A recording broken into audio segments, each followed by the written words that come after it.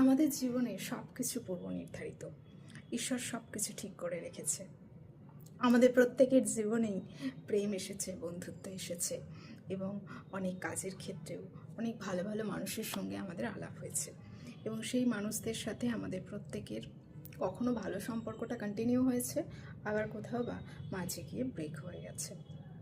তো যখন ব্রেক হয়ে গেছে তখন আমরা কি ভেবেছি যে এটা কেন আমার সাথে হলো, বা এই মানুষটার সঙ্গে আমার পরিচয় না হলে পারতো, আমি এই কাজের জায়গাটায় না গেলে পারতাম।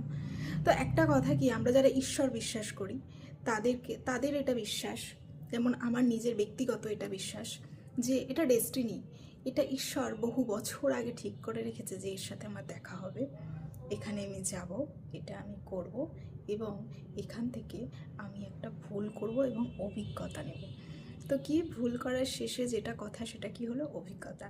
আমরা হয়তো ভাবি যে আমাদের ভুল হলো, এটা কেন হলো, এটা না হতে পারতো, কিন্তু এই ভুল হওয়া, না হতে পারা এই সব কিছুর মধ্যে একটা জিনিস আমাদের জীবনে কাউন্ট হয়, সেটা হচ্ছে অভিজ্ঞতা। সেটা ভালো হোক